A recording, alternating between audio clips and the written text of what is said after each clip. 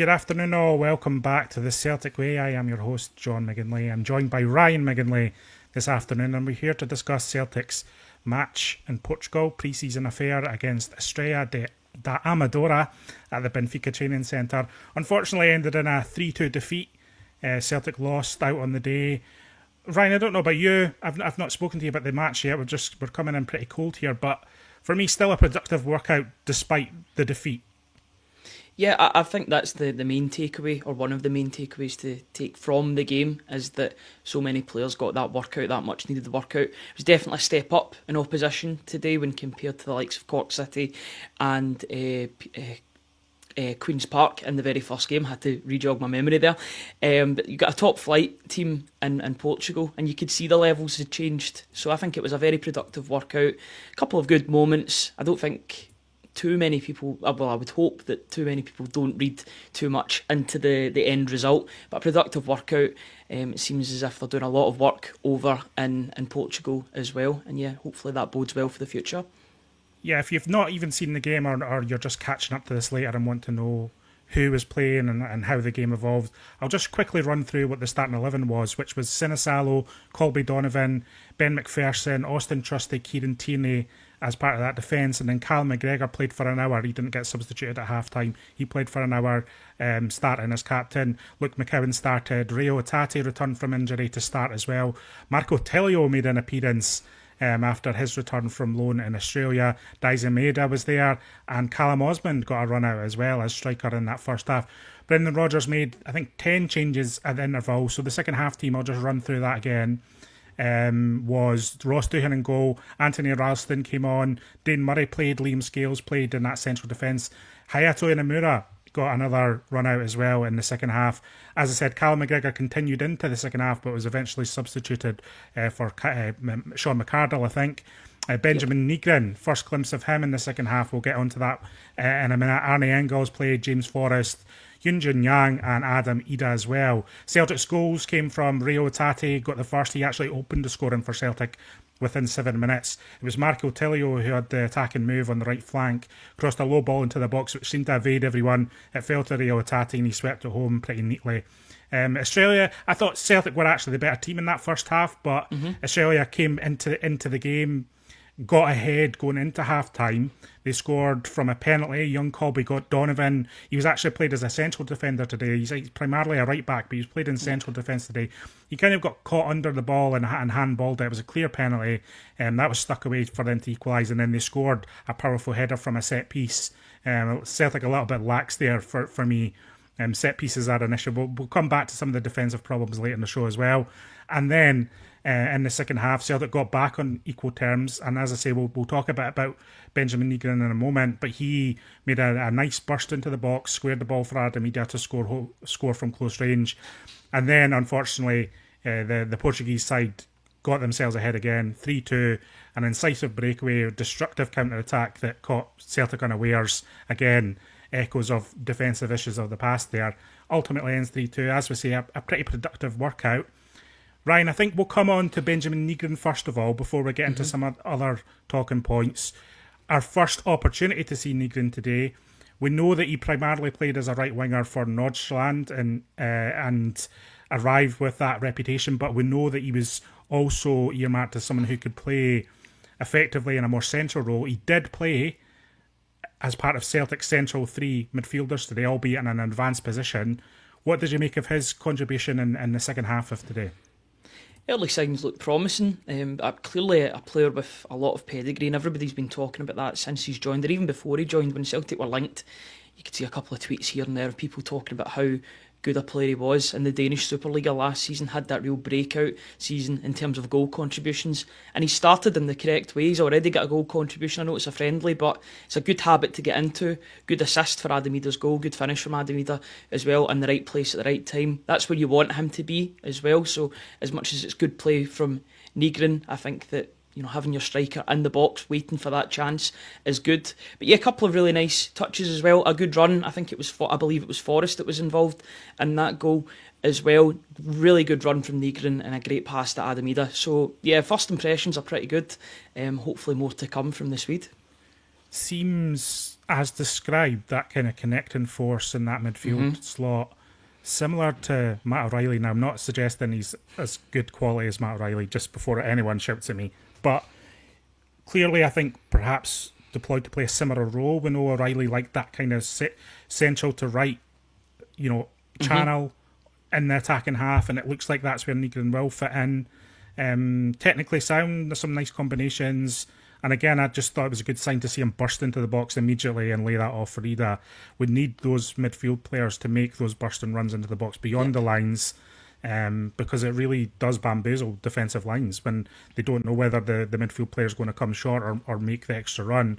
So I was pleased to see Nygren today. It was a good first impression. Again, very early first impressions, everyone. This is pre-season. It's very early pre-season too.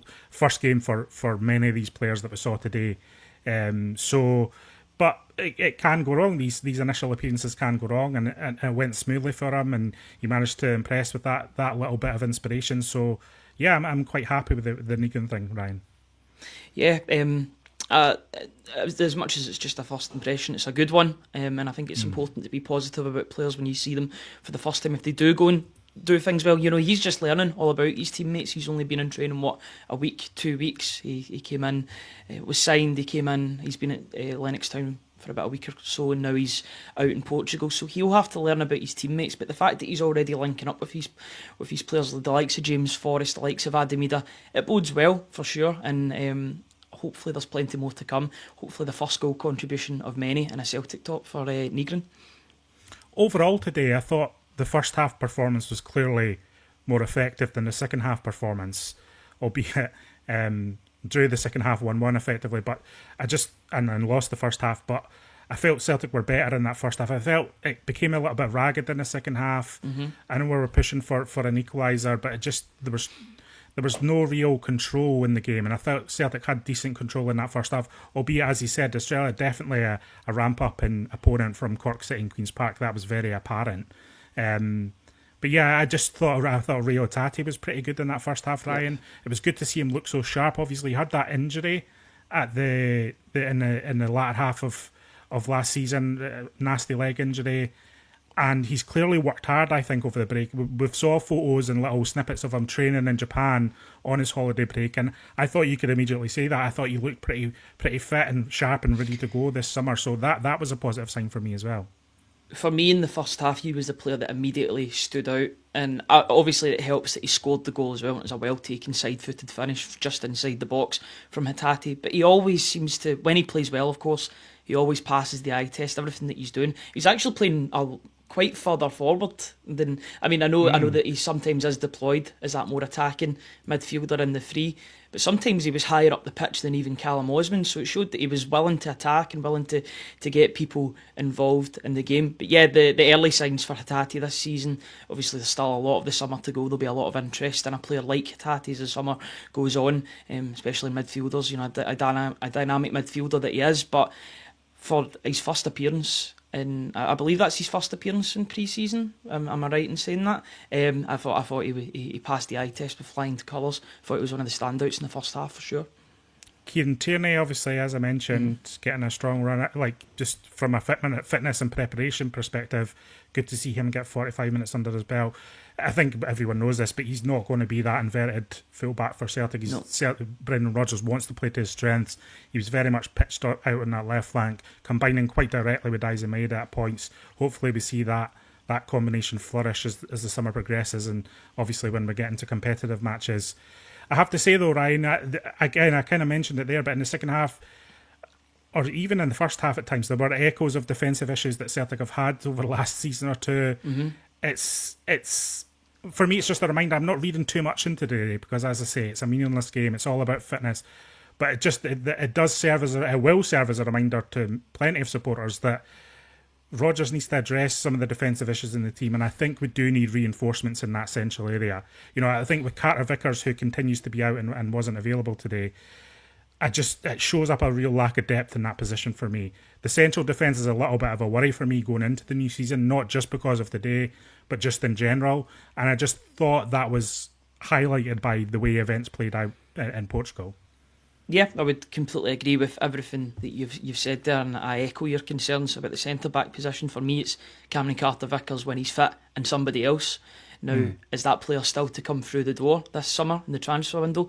Perhaps. You've paid £6 million last season for Austin Trusty. Not going to read too much into a pre-season game, but he did look quite shaky out there today. I thought there was a couple of moments he was quite lackadaisical on the ball. He wasn't the only one. The second half, Dane Murray and Liam Scales both looked a little bit shaky as well. Dane Murray with I think he was actually echoing a wee bit of Scales at Villa Park last season. Pushed up far, far, far too high. And then it was a 3-on-1 with Scales back on his own, and from then Estrella worked it quite well, and it was a good finish from the attacker. But yeah, for me, I think it's a place that needs to be addressed this summer. A little bit of quality, which is a little bit concerning because there has been so much money spent on the centre back area, and yet still it's going to be Cameron Carter-Vickers and somebody else. That other position for me hasn't been taken up yet by a player. There's not really anybody that's staked a massive claim in the back of pre-season or today or just in general. I think, or I would hope, that other defender is going to be coming in sooner rather than later to complement Cameron Carter-Vickers at the back and can stay fit for the duration of the season. And I would want the same for Carter-Vickers as well. I'm glad you didn't mention Colby Donovan. We're not really talking about him as a centre back. I don't think he is a right back, and he's played the majority of his development has been at right back. He was kind of thirsting at centre half today. Obviously, makes that mistake for the penalty, but I think we need to leave him out of the conversation when we're talking about Celtic's central defensive issues. I think it was difficult for him today. But again, it just highlights there's not really another who was there to play alongside Trusty, with Welsh now injured. I'm hoping that this has been taken seriously. I'm sure I'm sure it will be getting taken seriously. What I'm trying to say is I hope Celtic can make the appropriate action to reinforce that defence. You're saying, is that person still to come through the door? I think we undoubtedly need another starting defender in this squad. Someone who can compete properly for that position, whether it's left-sided, right-sided, whoever. I just think it's very much needed. And again, it will be a slight frustration, I think, as the summer progresses and Celtic don't strengthen that area. I know we've been linked with a couple of central defenders here and there. Justin De Haas was been the main link over the last fortnight or so. But I'm just hoping Rodgers can get a defender he likes in that position, someone physically dominant who can play well and is technically sound. I know that's a massive ask, but that is the standard that Celtic need in that position. And you look at Inamura, he's played the vast majority of his career as a central defender, deployed again at left back today. I agree with what Roger said during the week. It does look like he needs to develop it physically a little bit if he's going to be a starting centre half, but he at least does seem to have the technical ability and ball playing ability to be effective. I thought he impressed to a degree today, with the caveats of it being a training match, but I thought he was composed again, and I thought he was pretty forward thinking again, eager to make an impact in the opposition half.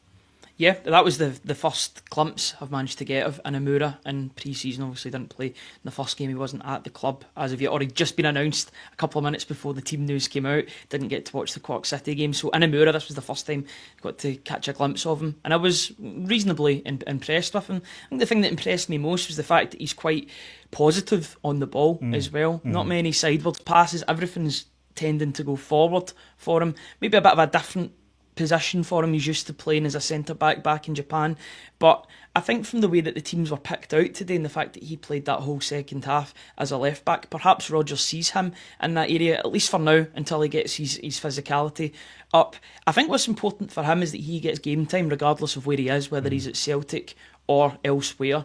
If there is a move that can be facilitated that he gets game time every single week to maybe even to another Scottish club to get up to speed with the rigours of European football and Scottish football as well, then I think that could be absolutely massive for him. He could play the understudy to Kieran Tierney. We probably know that Kieran Tierney won't play absolutely every single game this season, but as long as he's getting that game time and progressing, then I think there are grounds for optimism with regard to Inamura. SPB saying, you're gaslighting us, guys. That was meant. I'm not trying to shy away from some of the issues that were on display. I think certainly we've addressed the defensive problems that we saw in the game. And as I said, I'd really felt the tempo or something fell out of the second half that I felt was there in that first half. arguably, I think maybe Hatate coming out of the team had a pretty big impact on that performance. But as I say, this is the first match of the summer for like the majority of these guys, so I don't think we can. I'm trying to keep things in perspective, is what I'm saying. I think the overall thing of defensive issues being at the club is valid, and I think we did see signs of that again today. But I don't think we need to read too much into the performance levels in general. I don't know how you feel about that. You might be more critical than me, and that's fair enough, but that's just the way I see it. Yeah, I don't want to be too critical because I think it was an effective exercise for everybody that took to the pitch today, and that's the most important thing. The result really doesn't matter in the grand scheme of things. It's about, have you avoided any injuries? Are players getting the sufficient amount of game time? Is the squad getting evened out in terms of their fitness, and is everybody ready for the next game? There will be an undoubted step up in about 3-4 days' time when they play the Portuguese champions, Sporting CP, who are, you know, even without Gyökeres, who's refusing to train for his side, they are going to be a strong outfit. They're a really good side in Portuguese football, so that is going to be another 2, 3, 4 levels up, I would say, regardless of where they are in their pre-season preparations. I would also say that I think that maybe it got a little bit ragged due to the fact that Callum McGregor was maybe taken off the pitch after 60 minutes. I think he was an important... He's the captain, he's the skipper, he's the leader, he's orchestrating things in the middle of the park. And when he was taken off, it did get a little bit ragged. I don't want to throw too many players under the bus for performances or that. But I just feel as if once Callum McGregor came off, then... Not that the wheels came off or anything, but as you said, it did get a bit ragged, especially in the middle of the park. So, yeah, the double sessions will continue. Rodgers noting before the game the weather had kind of suited them because it wasn't too hot, so they could really push the players over the last few days. So we'll see how the work continues to pay off. I agree. I think Sporting is another step up, and I think we'll see another half from some of these players. Again, we'll see an hour from Callum McGregor, for example. But it's very much still going to be a preparation game against Sporting. That's important to note as well. And then we've got Newcastle next weekend. So, Australia was tough today. I immediately saw, that they were kind of up for it as well. There was a bit of feistiness, a bit of physicality in that first half that I think is a good thing for this stage of pre-season. But as you say, it's definitely not going to get any easier. So you're just hoping that we can just maintain a performance over a longer period, I think, is probably what I'm hoping to see against Sporting midweek. Yeah, I think we found out that Daizen Maeda doesn't do friendlies either, to be honest with you. He's going right through on the goalkeeper. I thought it was fair to go for that challenge as well. He's going to test the goalkeepers out even this early on in pre-season. But yeah, I like the fact that there was a bit of bite to the game as well. Some of these pre-season games can be a bit difficult to watch. There was some difficult moments to watch today with a lack of quality, but it's good to see that intensity, even in the tackling, is already there early on in the season. But there will be a step up, Sporting CP and then Newcastle. They're two really strong sides.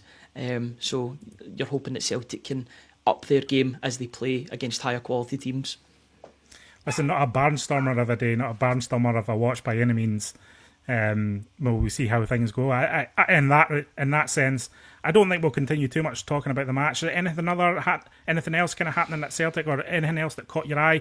I think it's decent to note. Hatate did seem in a little bit more of an advanced position today as Rodgers may be changing how the dynamic of that central three works. I think that's something to keep an eye on, especially with Nygren's arrival as well.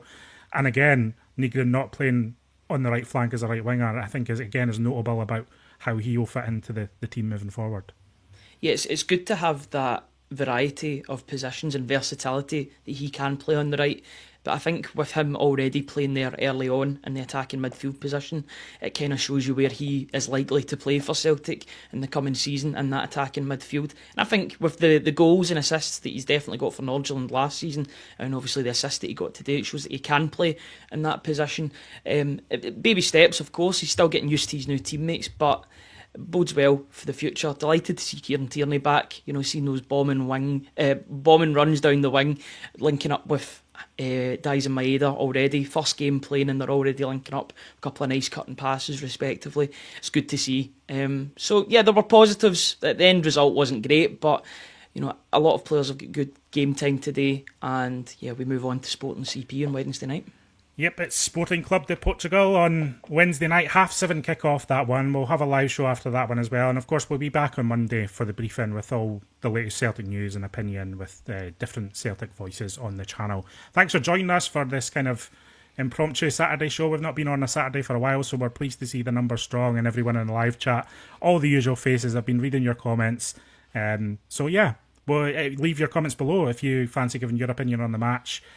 I think there'll be some people, Ryan, just to close off, there will be some people looking at that game and perhaps expecting a bit more from Celtic, but I guess we just have to keep our fingers crossed that sharpness and effectiveness will come as fitness comes too. Yeah, I've learned to take the emotion out of pre-season results a long time ago, because there was some moments where Celtic did really well in pre-season, and then what happened next was a terrible season. I remember 2009, 2010 winning I think it was the Wembley Cup or something like that. It was a great start to the season, and then it all fell to pieces. So it's all about fitness. The end result is not important whatsoever. Get that game time. The results, the performances, and you're hoping that the results will improve as pre-season goes on.